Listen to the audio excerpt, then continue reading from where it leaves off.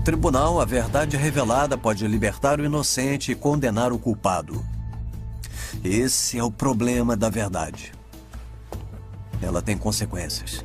E geralmente as pessoas não gostam de consequências. O célebre autor americano Mark Twain disse: uma mentira pode viajar meio mundo enquanto a verdade ainda está colocando os sapatos. Mentiras são confortáveis, fáceis de contar e fáceis de acreditar. Isso fica bem evidente quando discutimos nossa natureza humana. Todos gostam de pensar em si próprios como uma pessoa boa, mas não seria maravilhoso se todos fizéssemos a coisa certa? Pense um pouco em como um mundo assim seria e então compare com o mundo ao nosso redor agora. Mentira número 2. Pessoas são inerentemente boas. Saibam que, empiricamente, o verificável fato sobre a condição humana ainda é a depravação do homem. É a mais resistente intelectualmente, ao mesmo tempo que é a mais verificável empiricamente, como disse Malcolm Muggeridge. Como alguém pode negar a depravação do homem? Você não pode entender a história sem conceber que os seres humanos são deturpados. Nós temos uma mancha em nós. É a única possibilidade para entender o curso da história humana.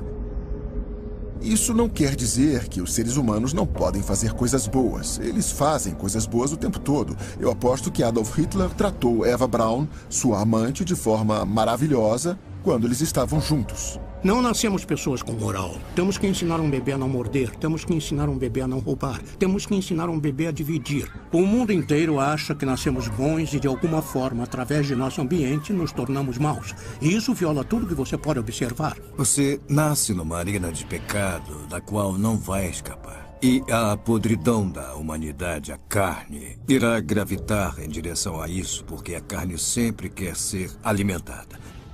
Ao passo que a bondade não precisa ser alimentada, precisa ser dividida. Sob o título de humanismo, sob o título e ensinos do comunismo, nós matamos mais pessoas no século XX do que em todos os outros séculos juntos. Não vemos que o homem é nobre, não vemos que os seres humanos são bons. Ao contrário, vemos que todos pecaram e destituídos estão da glória de Deus.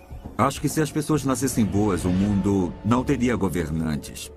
Não precisaríamos de reis nem de regras. Eu acho que um de nossos fundadores disse: se todos os homens fossem anjos, não precisaríamos de lei. Quando alguém diz, sou uma boa pessoa, o que geralmente querem dizer é comparado a reticências. E normalmente é essa pessoa ou aquela pessoa. Então o padrão de comparação para nós como pessoas são pessoas. As pessoas geralmente não gostam de regras.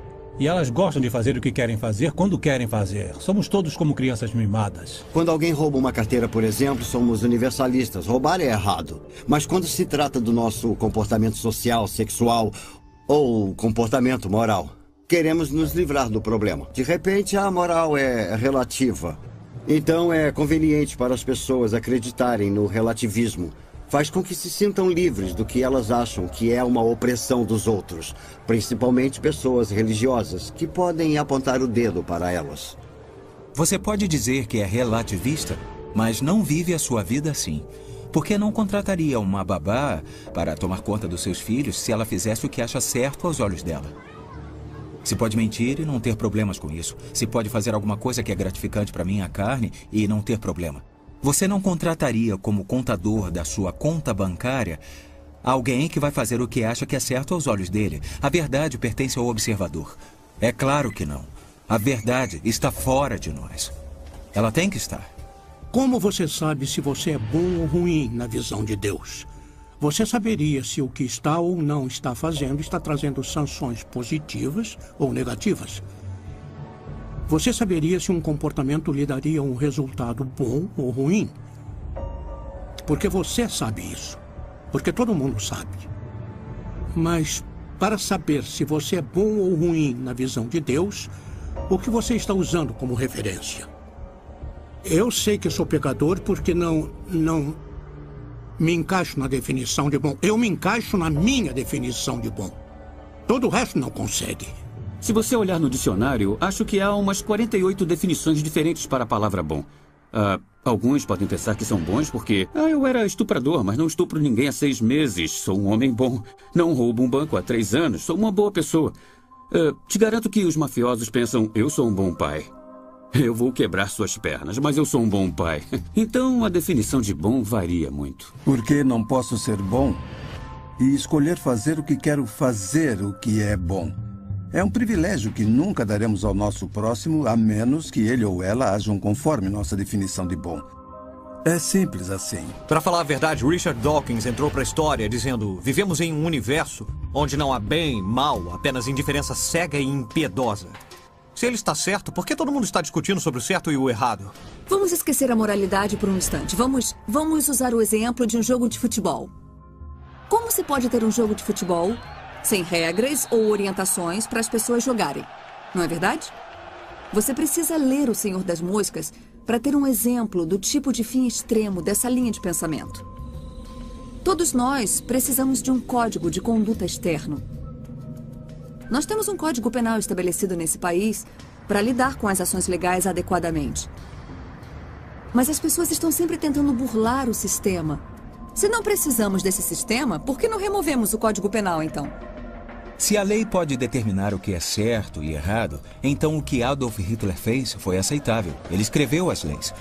Você sabia que o tribunal que condenou o Terceiro Reich dizendo que o que eles fizeram foi moralmente errado quando mataram 6 milhões de judeus, negros, cristãos e ciganos, ouviu a seguinte desculpa: a sociedade nos disse que estava tudo bem. O que eles estavam dizendo? Em geral, em nossa sociedade, é um comportamento aceitável eliminar esses grupos de pessoas de castas inferiores. Você pode tentar ter uma sociedade sem um código de conduta externo. Um exemplo disso seria o comunismo. O comunismo é um sistema legal, sem o sistema moral ou religioso o apoiando. E todo mundo pode ver que esse sistema nunca conseguiu funcionar. Se queremos começar a pensar criticamente, temos que pensar fora de nós mesmos. Temos que nos basear em um padrão objetivo de bem e também de mal, certo e errado, sagrado e secular. E a Bíblia é o único livro que é capaz de transcender o tempo e nos ajudar a fazer isso. Tem um enorme corpo de fatos e de situações em nossa sociedade que todos podemos concordar que são bons ou maus naturalmente. E quando você olha para eles, você consegue inseri-los na história. Basicamente na tradição judaico-cristã, como os 10 mandamentos. Nossa sociedade é construída nesses princípios. Nosso sistema de governos, nosso sistema legal inteiro, nosso sistema social, nossas famílias, relacionamentos, são todos baseados nesses princípios básicos.